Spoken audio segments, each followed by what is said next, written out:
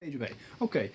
So firstly, I apologize for my absence. It's been a few days, and I know you're expecting my Game of Thrones video, and I'll get to that. I'll get to that. But I got to talk to you about something else first. I got to talk to you about something monumental, and there have been some monumental things. I'll try and cover this in a few other videos. But first of all, I need to talk about Secret Wars #2. I mean, holy shit. Okay. First of all, look at that cover. You can probably glean. There's a lot of Thors and a lot of hammers involved. Look at that. Look at that. It's beautiful. It's Alex Ross. The bar doesn't get much higher. Um, there's a dog barking. The dog agrees. There we go. Right, so Secret Wars 2 follows on predictably, as one would assume, from Secret Wars #1. If you look at what happened in that first issue, which was two worlds, two universes colliding and ultimately destroying one another, Secret Wars #2 follows on from that. That event is a big bang of sorts, and Secret Wars 2 does a great job of establishing the new landscape, the new Marvel universe. It's not just like a different sort of climate or societal climate. It's a whole new thing. It's actually a better jumping on point than the first issue. The first issue is a lot of wrapping up of 3 years worth of storylines across two titles. This is what happens after the wrap up, and it's quite amazing. And we established the new world, the new scope, the new existence that we live in as fans is called Battle World. It is this weird as fuck planet where every Marvel universe, every what if story, and every sort of side event that's happened is all part of one. Everything is divided into its own little fiefdoms and kingdoms and countries, and we don't. I mean, we're kind of dropped in this. We don't know how long this has been in existence for. We just know it's been there long enough for it to have organized religion, different border territories, border disputes, its own rife politics, its own different variation of societies, a hierarchy, a monarchy, a very important monarchy. Just so it exists. It's not like if it's kind of fascinating because it's shown through the eyes of this guy actually. This guy here. This guy joins what is actually known as the Thors, who are in this universe the sort of knights, cops, keepers of the peace, Green Lantern Corps, that type thing, right? It's Thor is the title that's given to anybody who's obviously worthy to lift a hammer, and if you are, then good luck to you. You're now a member of the Thors.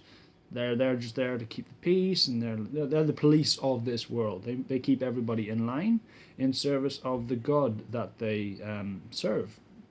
You're thinking it's Odin. It's not. It would be horrendous of me to spoil who is the deity, the god, the overlord of this world. Like I said, everything is divided up into its own little countries, and there is this one figurehead above them all. I won't spoil that, but it's a doozy. Suffice it to say, some characters did survive the last issue. Some characters did survive the breaking of the old universes, and we do see a few of them. It'll be interesting to see, and it's really intriguing to see how they found their way and how they found themselves into the roles that they are in this universe now. But we'll find that out over time. Like I said, Battle World is comprised of, if you can think of all these other worlds, like we knew this was coming, but it's just so, it's not Secret Wars, it's just kind of, it's just so weird. It's like a quasi sort of sort of Game of Thrones meets Star Wars meets Marvel. It's this weird, like new high fantasy concepts, Discworld-ish. Just, it's brilliant. I can't describe it highly enough, man. I mean, we get to see the map at the end. Boom, there you go. That's Battle World. That's Greenland. That's where the Hulks live. Hulks live there.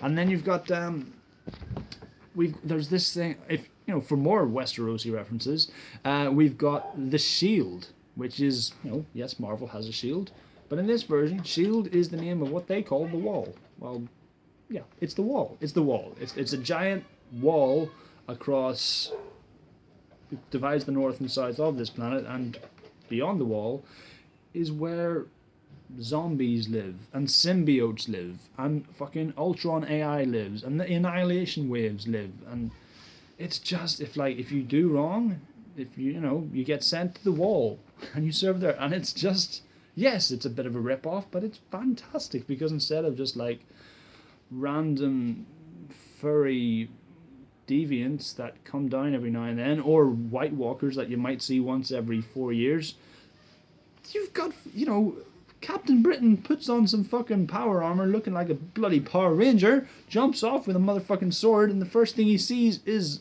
zombie Venom who attacks him, and it's just dude, it's it's high fantasy. You get to see I've read it twice now. It's just gorgeous. The artwork is brilliant. We have to wait a month till the next one, and that's not fair. But it's yes, it's I want to give you some panels. I want to show you some things, but I can't. It's just the artwork is gorgeous.